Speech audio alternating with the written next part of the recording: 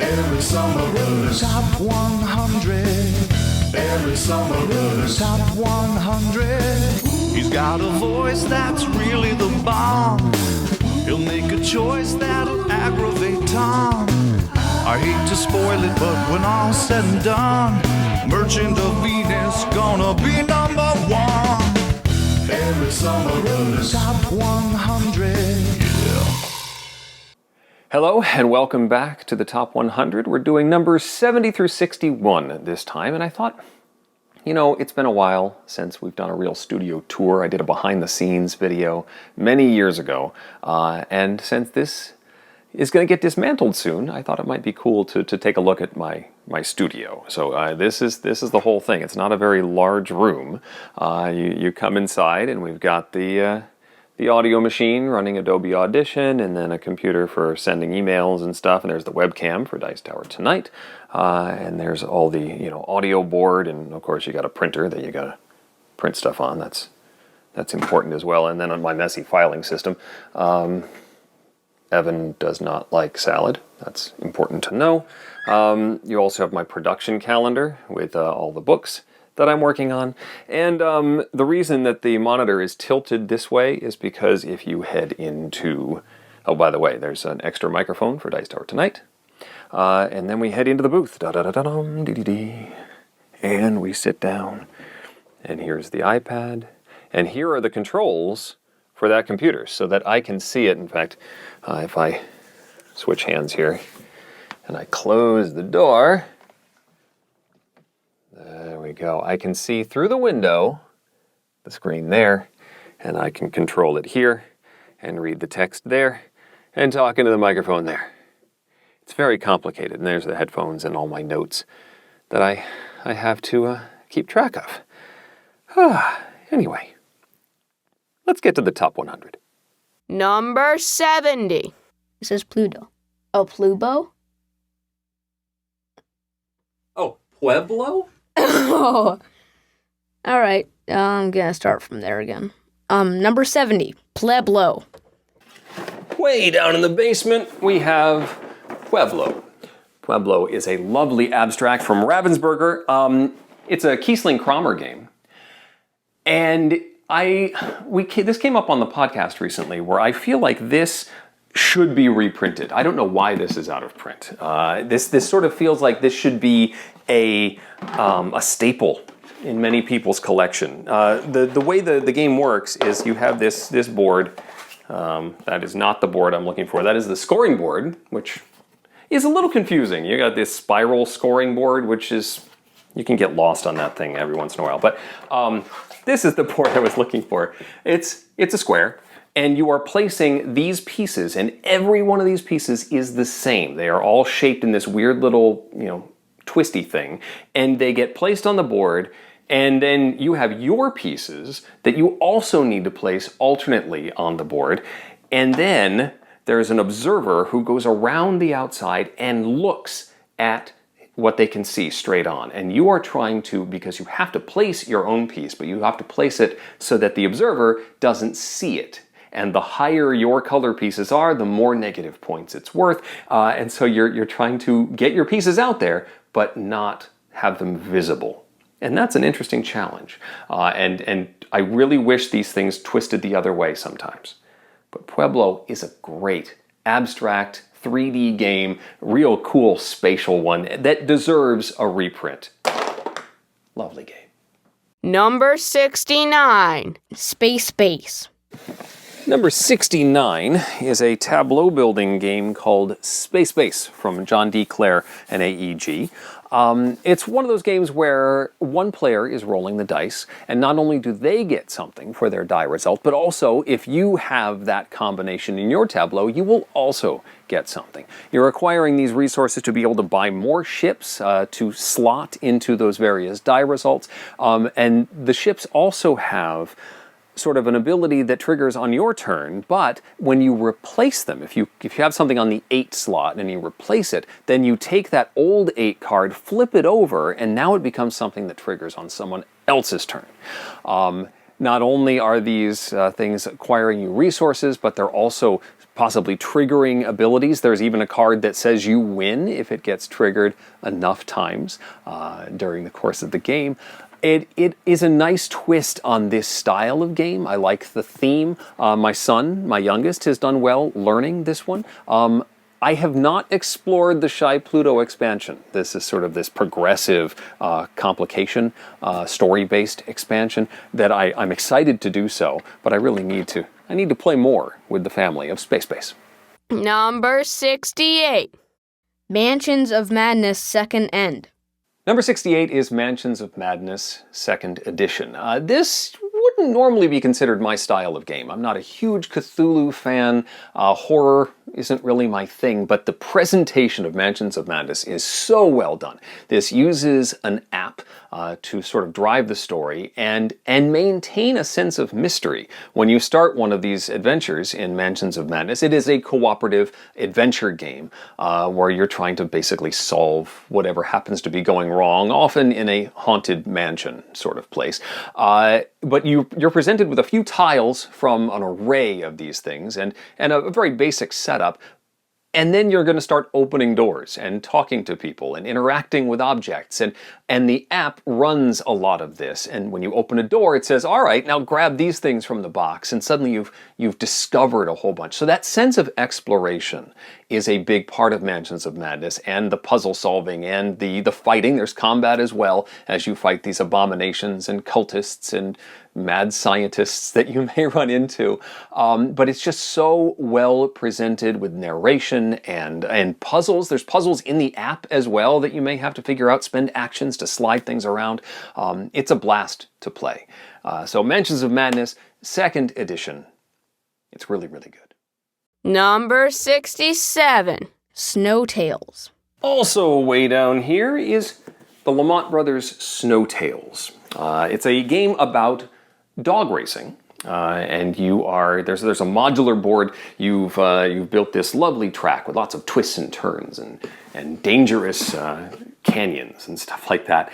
And your dog has cards that represent the strength that those dogs are pulling. You've got a left dog and a right dog, and also a brake on your sled.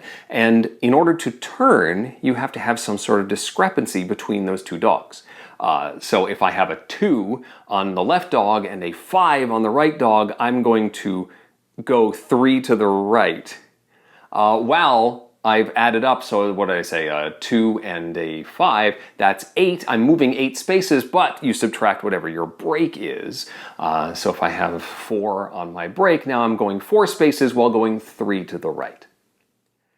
It's tricky, and I can see why it doesn't work for everyone, because, you want steering to be a little easier sometimes in a racing game, but I love the challenge of playing your cards out in a way that's going to get your dog to go the way you want it to go. And there's rules about how you can play your cards. You always have to play the same value, so if you're playing multiple cards, they all have to be the same value, and maneuvering all of that is really tricky and delicious fun. Snow Tales. Number 66. Nations, the dice game. Number 66 is the dice version of Nations. I've played the full granddaddy, parent version of Nations, and enjoyed it, but this one I think is a much more streamlined, it's certainly a quicker experience. You've got various dice that represent your civilization, and you're trying to acquire more tiles that increase your ability to achieve these goals. You are swapping out your standard dice for more specialized dice that will push you in certain directions. It's cool. It has some of the same tile drafting as something like, I'm totally blanking now on what it is. Through the Ages. That's it. Through the Ages, and of course Nations as well. That has the ages of tiles, and the technology gets better and better as times goes by. It just flows better, I think, in the dice version, and it's one that I need to get to the table more often. It has an expansion that I have not explored really fully yet, but it still really appeals to me. The dice version of Nations, number 66. Number 65. Isri Bowl, the dice game. Looks like I packed the dice game versions together because number 65 is Istanbul, the dice game. I love the Big Brother. I love the Parent. In fact, you'll probably see it coming up later on the list. But the dice game, I think, needs a mention as well. You're rolling dice to achieve colors that will allow you to buy tiles. It's sort of like a menu of what you can do with your different die results. And as you're acquiring more abilities, more tiles, you can translate those die faces and do more to mitigate the luck of just simply rolling the dice. It's still the same theme. You're trying to achieve a certain number of these gems and doing them in various ways from a central board, money or trade goods and all of that. But the speed of this, I mean, Istanbul is not a long game to begin with, but the speed of the dice game is also pretty solid. And it's a nice twist on the theme of Istanbul. Number 65, Istanbul, the dice game. Number 64. Impenetrable. Right? Impenetrable. What? How to spell it? Imperial. Imperial. Okay. Number 64, Imperial. Imperial is at its heart a stock game. Matt Gertz designed this one, and I've talked about him before in that I love his rondels, his circular action tracks, and this one has that. You get to move a certain number of spaces around this action track and then get to do whatever that action is. In Imperial, you are buying stock in various city-states, improving those city-states if you are in charge of them, raising money for those city-states, building factories and ways for them to build, war machinery, boats and troops, and then sort of taking territory on the board, but also then paying out dividends based on the strength of those countries. And figuring out that flow between your personal money and your country's money, and also whether you will still be in control of that country when your turn comes around again, is a very tricky puzzle. And it is possible to not be in control of anything for a while, but hopefully that means you've invested well in the other countries, and you can sort of sit back a little bit and watch everybody else make you money or points for the end of the game. Imperial, very solid game from Matt Gertz. Number 63. Tolkien. 63 is Solkan, the Mayan calendar, a wonderful worker placement game where you place a worker on the board and these rotating plastic gears move after every turn, and your worker is going to gradually move along these tracks, and the farther along the tracks they get, these circular tracks, the more powerful the action is when you take them off. So you have this delicious tension of leaving somebody on this carousel because you really want that more powerful action, but at some point you run out of workers and you have to take them off at some point to get what you need to keep your engine rolling. And so it's sometimes very difficult to keep somebody on the carousel as long as you want them to be there. Solkan is a unique worker placement game, and one that I love bringing out every time my group brings it to the table. Solkan, my number 63. Number 62. Unmatched. Number 62 is Unmatched. I've actually jammed everything into this one Cobble and Fog box, but that's not going to happen for too much longer because there are tons of different factions for the Unmatched system. Unmatched is a sort of rejiggering of the Star Wars Epic Duels system, where you have a character and all of their stuff is represented by a deck of cards. There is often, but not always, a secondary character, a sidekick, but often that can be a group of sidekicks, like Robin Hood has a whole bunch of merry men, or Bruce Lee, who is just a lone wolf, and he can do his own stuff. He doesn't need any sidekicks. The system is cool. The maps are cool. There's a line of sight system that makes a lot of sense. And it just The production is solid. These miniatures are lovely and detailed. It is an upgrade from the old Epic Duels system, and Unmatched is a delightful game, and it's always fun to explore a new faction. Unmatched. Number 61. Tiramisu. Tiramisu? What? That's a dessert. What? How do you spell it? Tiramisu. Terra space mystica. Terra Mystica. Okay. Number 61. Terra Mystica. Number 61 is a game I'm not terribly good at.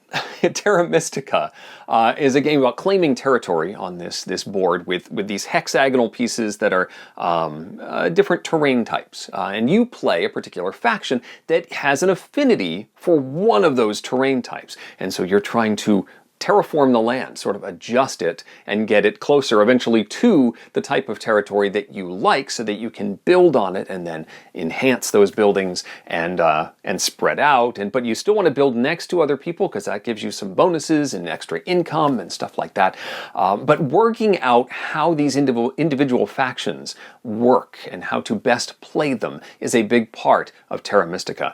And trying to, say you're the mermaids, figuring out how their strengths work to your playstyle and how their deficiencies, because every one of them has some sort of blind spot, I guess, can be overcome through better play.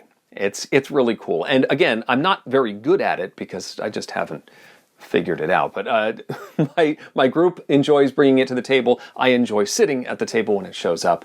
And I really appreciate Terra Mystica, my number 61. Well, there we go for now. That's it for this set, and soon to be it for this studio space. It'll get reset up somewhere else in a larger room, which I'm excited about. More Top 100 to come. We'll see you then. Thanks.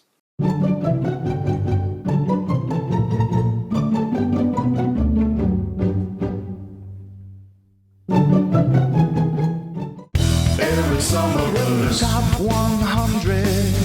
Every summer, Top 100. Every summer, Top 100. Every summer, Top 100. Every summer, Top 100. Every summer, Top 100. Every summer, Top 100.